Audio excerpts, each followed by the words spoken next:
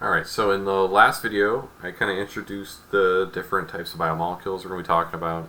And one concept that I really dove into is this idea of we've got monomers, and then we make a polymer out of them. We attach a bunch of them together and we get a larger molecule. So we have like sometimes what's called a macromolecule. The exact line of when something becomes a macromolecule is kind of fuzzy, so I don't really emphasize that too much. But now you've heard the term, so hopefully you're a little comfortable if you ever see it in reading or anything. And it just means big molecule.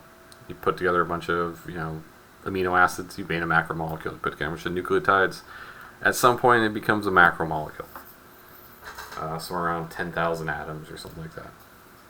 Different authors draw a line at different points, so I always just try to avoid it. I don't like these kind of fuzzy, just by definition sort of things. So we've got these monomers. They turn to polymers. How do they do that? Right here. Condensation reactions are what does that. So this is the type of reaction used to combine monomers and form a polymer. So this makes stuff. This is attaching train cars together. That's what we're doing here. We're just putting the pieces together. This is one way to do it.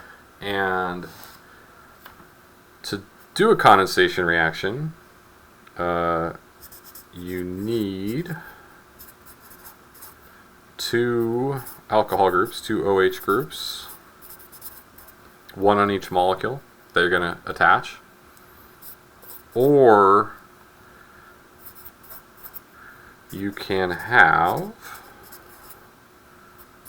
an OH and an NH. Oops.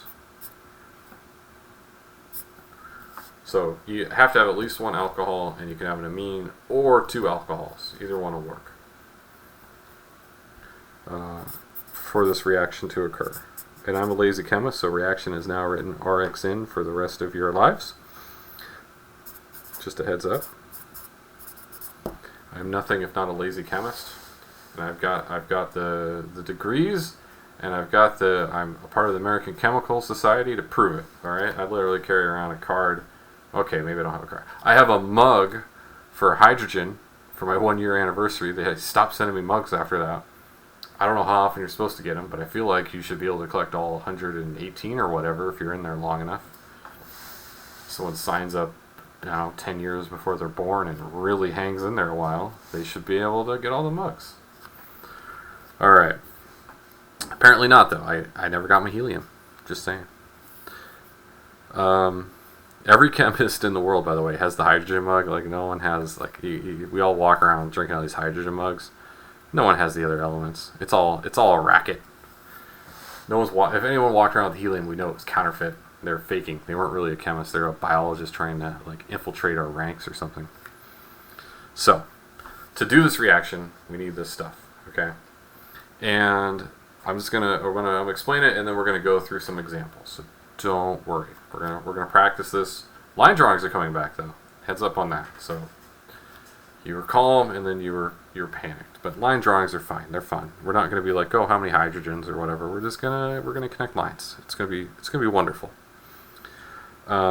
So to do this, two molecules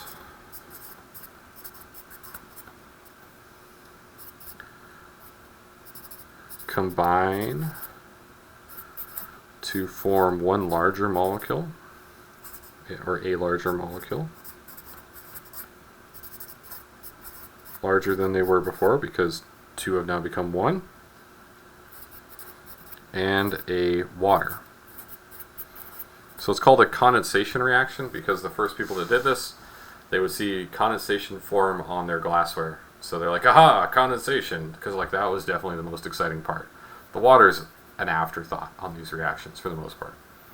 Alright, so let's diagram one of these suckers up. So I'm just gonna draw the thing, and then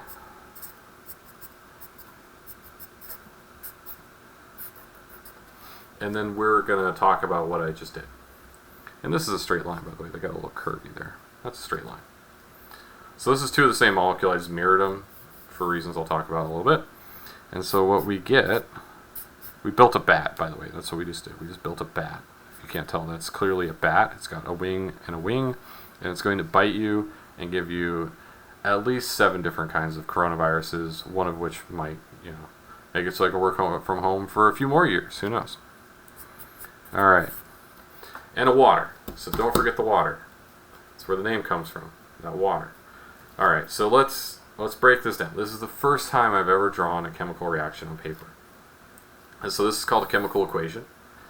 And we'll do more stuff with these later. But for now, just kind of the lay of the land.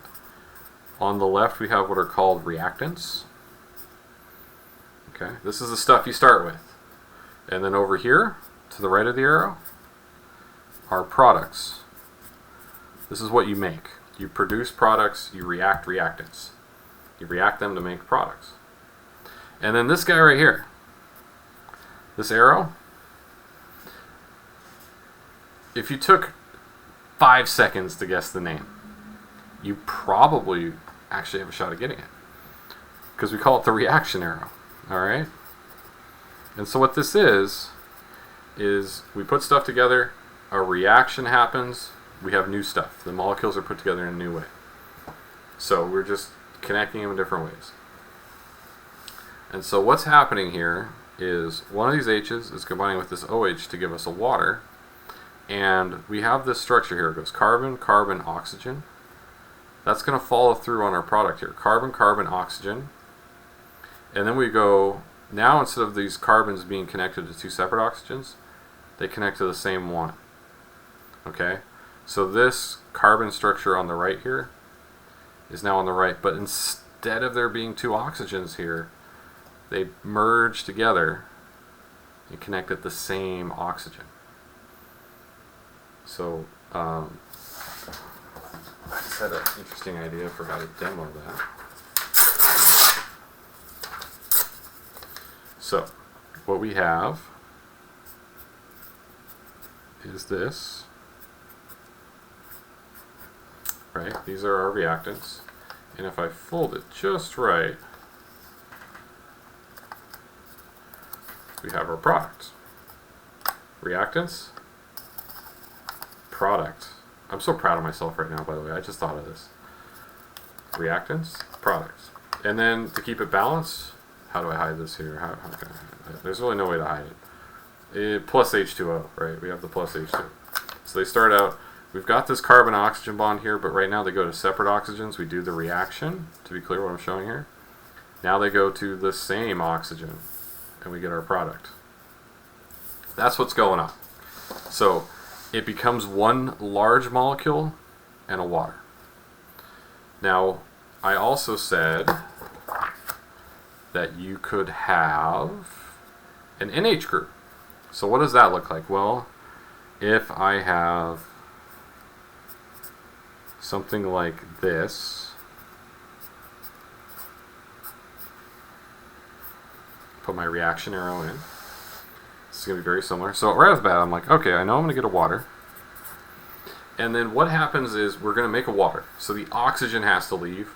It means the nitrogen must be left behind. So now, instead of this being a carbon-oxygen bond, it's going to connect to the nitrogen instead. And so what we get is we go carbon, carbon, oh, nitrogen.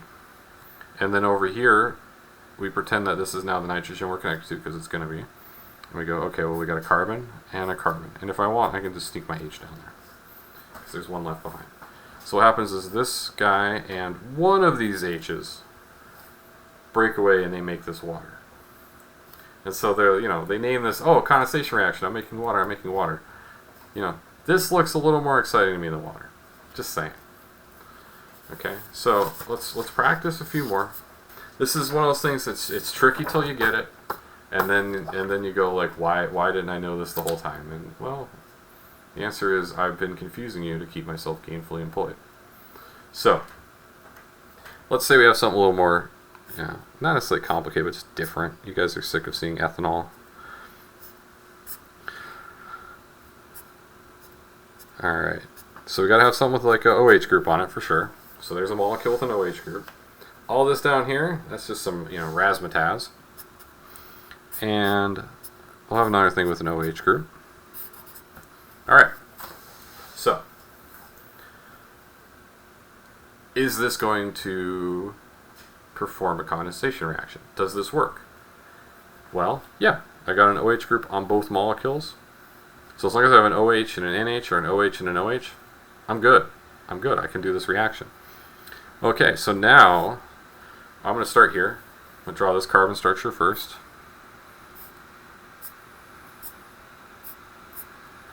And I got a double bond every other bond. This is called a benzene ring.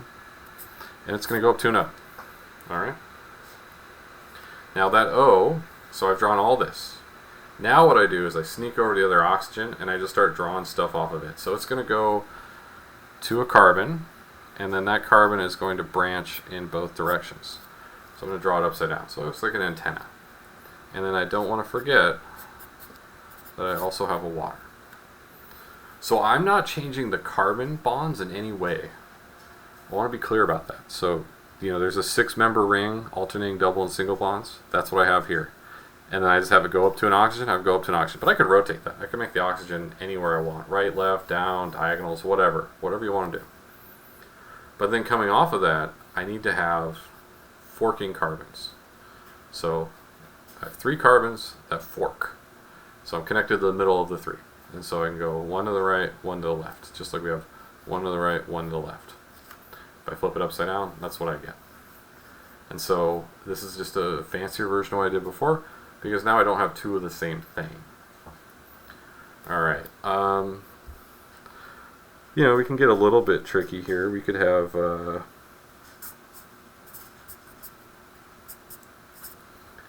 an acetic acid, and this guy. Alright. Can that do a condensation reaction? Well, yeah. I got this. I got this. That'll do a condensation reaction. Alright? And so again, I'm going to draw all the other pieces that don't change. Okay. So I've done this. This H is going to go away. Oh, wait, hold on. Oh, I almost got tricky there. Almost got myself. It's got to be nitrogen. We're not making ammonia, we're making water, right? And you can't make water without the oxygen.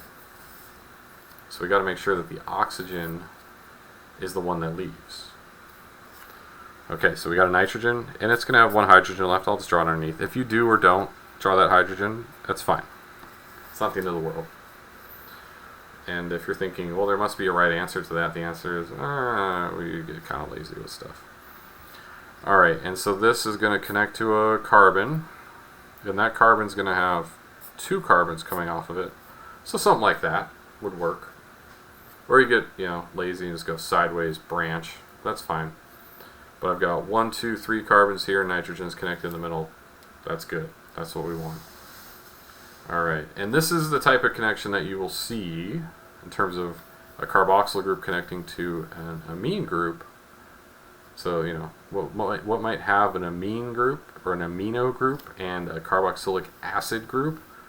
What biomolecule category might do that? Well, maybe an amino acid. And so you'll see this a lot. You'll see this over and over again. And so what we get is something that allows us to stitch molecules together. And if you have a molecule like this, and we put 2 of the same thing together, well, okay, let's carry through on it. Let's see what we get. So I'm going to say that I'm going to use this one and this one, because why not? They're right next to each other. There's no preference really. It's just whatever's easier for me to do on paper. Okay, and then so that gets me to this oxygen, but now I'm going to pretend it's this one, and I got 1, 2, so 1, 2, and then an OH group. Yep. And water. Okay. Now what I could do is I could actually stack another one of these on. I could do a condensation reaction again and again and again, because I have endpoints that could be used in condensation reactions. And so that's how these polymerizations work is, you know, like up here, I put this molecule together, I can't do another condensation reaction. I'm done. You know, this is a closed circuit. It's over. Same deal here. There's really nothing left for me to play with here in terms of doing a condensation reaction. But on this guy, I got 2 spots, so I could bring in another one of these and put it on either end. And so I can make a real long chain. And that's actually a trick used to make things like plastics. So this isn't a plastic we would make. I don't think this would be as stable. This would be some sort of like ether compound that would, you know, you make a really cool fiber out of it and make a jacket, and then it just bursts into flames and kills you. That's probably what this plastic would do. You know, we tend not to want them to be very reactive. Like, you know, this is some type of plastic here on my tabletop. I don't have to worry about like looking at it the wrong way. Like it's fine. You know, it's not going to get me. But that's what we see in these biomolecules, is there's always a point left to attach more stuff on, and we can just keep doing that. Ka-chunk, ka-chunk, ka-chunk, ka-chunk, all the way down the line. You do it, you know, a couple thousand, tens of thousands, hundreds of thousands of times. You got a DNA chain or a peptide chain you can turn into a protein, or a nice starch out of some carbohydrates. You know, that type of thing. That's what's happening. So condensation reactions are going to stitch these together. You always have water as a product and a larger molecule. And we'll show this in action too with the biomolecules as well. But yeah, so we'll leave it here. There's a really good practice worksheet. Oh, actually before I move on, one last thing. So if I have something like